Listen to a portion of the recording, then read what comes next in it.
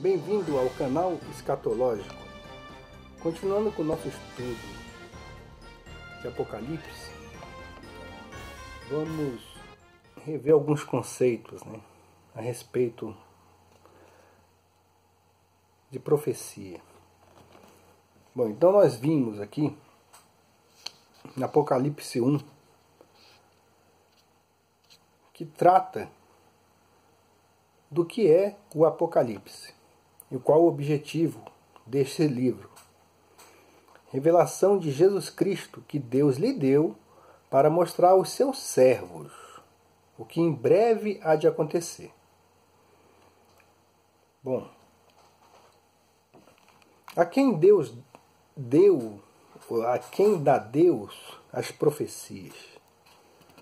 Bom, o livro de Amós, capítulo 3, versículo 7, diz assim: que certamente o Senhor Deus não fará coisa alguma sem ter revelado o seu segredo aos seus servos, os profetas.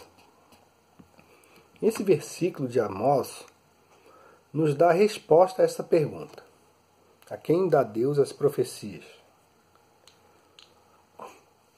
Não é ao mundo, como já falamos aqui no primeiro vídeo dessa série. Deus não dá as profecias ao mundo. O futuro do mundo se encontra perfeitamente predito. Porventura, não é uma importante parte das profecias o anúncio do juízo sobre os diferentes povos e nações?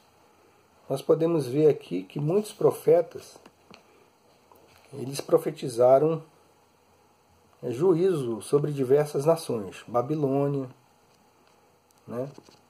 sobre os amalequitas, aquele povo todo daquela época, o Egito, e também sobre Israel.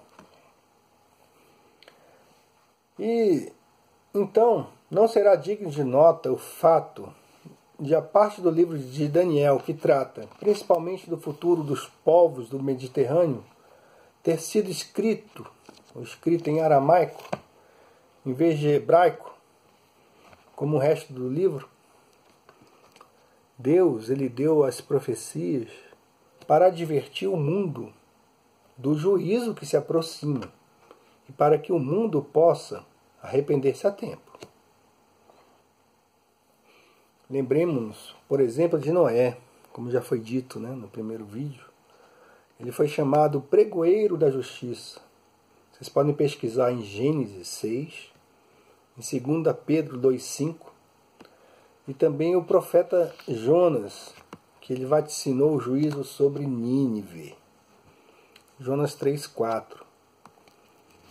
Não obstante, Deus não se revelou aos incrédulos. Os homens santos de Deus falaram inspirados pelo Espírito Santo. 2 Pedro 1,21.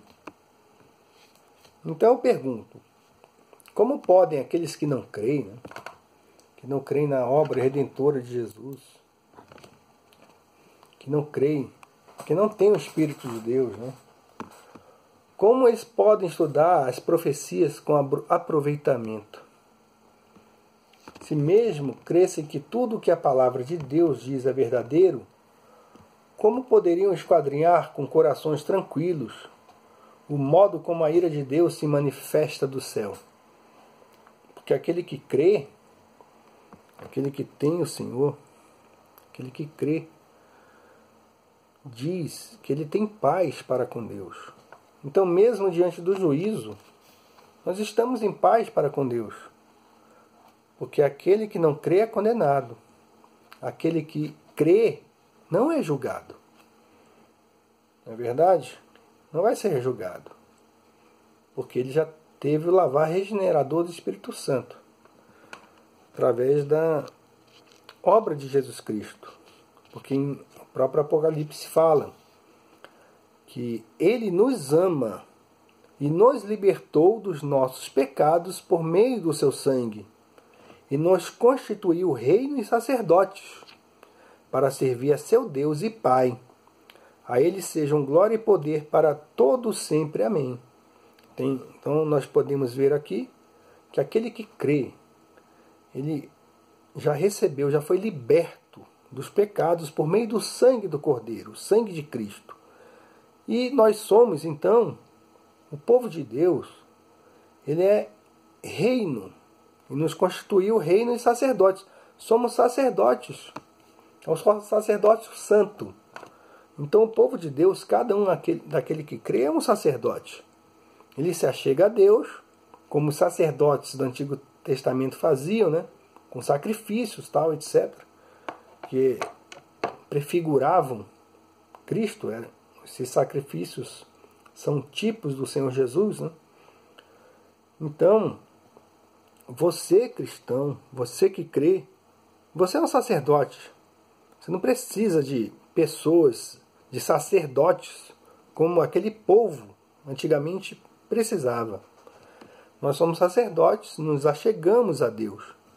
Então eu posso interceder pelo meu irmão, interceder por mim mesmo. E a gente, né, tem esse novo e vivo caminho, que fala lá na Epístola aos Hebreus, né, que Cristo abriu para nós. Né, o véu do templo foi rasgado, né, um véu que tinha no templo, sem costura. Ele foi rasgado de cima a baixo, abrindo o caminho para o Santo dos Santos, quando Jesus Cristo morreu na cruz. Então,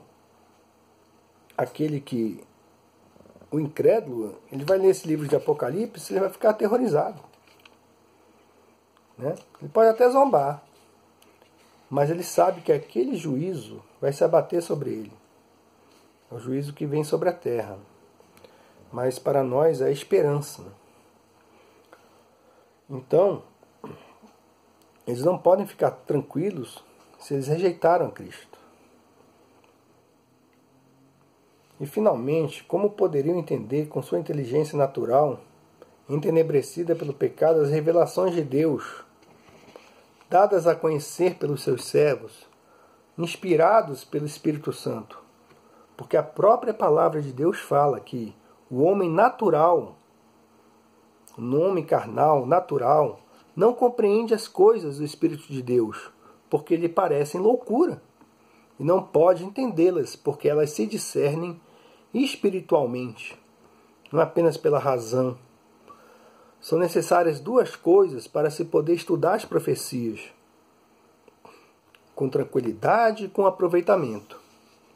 Primeiro, você tem que ter certeza de que você está salvo e que já não pertence espiritualmente a este mundo, sobre o qual hão de ser desencadeados todos os juízos de Deus. E segundo, você precisa ter o Espírito Santo. Somente os verdadeiros crentes, cristãos, podem entender as profecias. Porque em João, né, vamos ver lá em João capítulo 16, verso 13, está escrito o seguinte. João 16, 13. Mas quando o Espírito da verdade vier, ele os guiará a toda a verdade. Não falará de si mesmo, falará apenas o que ouvir, e anunciará a vocês o que está por vir. Então, fiquemos por aqui com essa palavra.